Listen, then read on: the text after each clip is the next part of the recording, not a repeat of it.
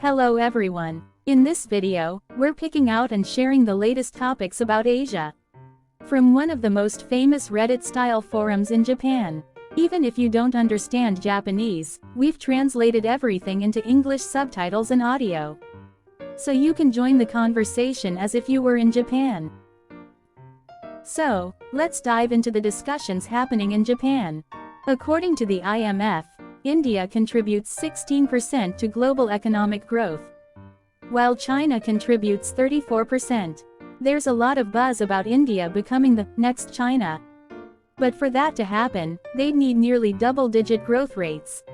But there are a lot of challenges for India's economy right now. Low job creation, weak infrastructure, and the questionable popularity of Modi are just a few issues people point out. India definitely has its problems, but if someone asked, who would you rather deal with, Indians or Chinese? Almost everyone would say Indians without hesitation. That says a lot. Being the next China sounds like following China's footsteps in the worst way possible. Wait, why should anyone want to emulate a country like China? The fact that India is strong in IT, which is a relatively new field that's not impacted by the caste system, shows that the caste system is the root of all problems. Come to think of it, all the so-called talented Indian professionals seem to be IT engineers. In India, there's no caste restriction in IT. Anyone can become an engineer. It's the same with all new professions. The wealth gap is just too big, and education isn't widespread enough. It's a bottleneck. China has the same issue, though. You can't even drink tap water in the capital city, let alone take a shower because you're afraid of dysentery.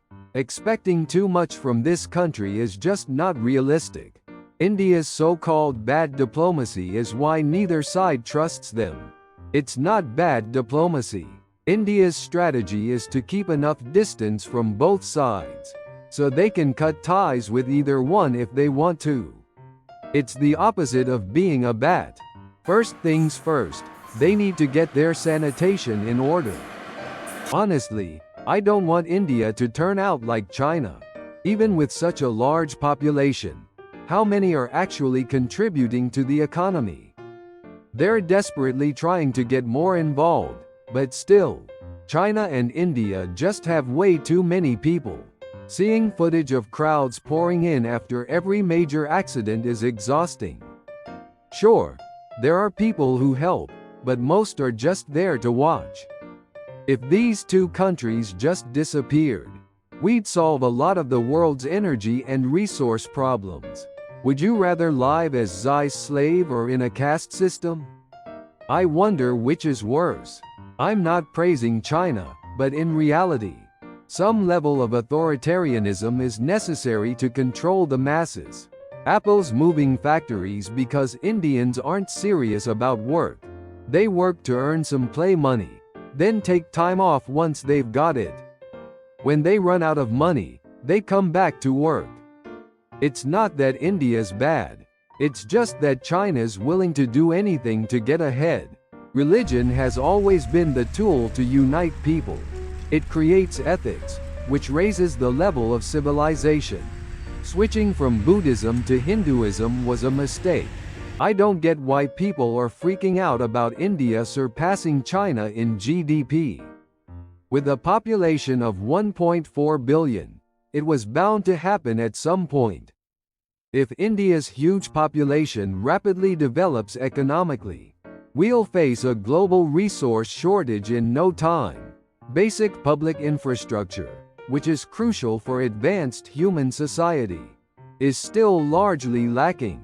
Start with water and sewage systems and traffic lights. Are you worried that India might surpass China? China's growth has already peaked, and it's likely to decline. The world is more concerned about what China might do during its decline. 1/3 of India's trash is illegally dumped. That's a huge issue. India, like China, has its share of problems.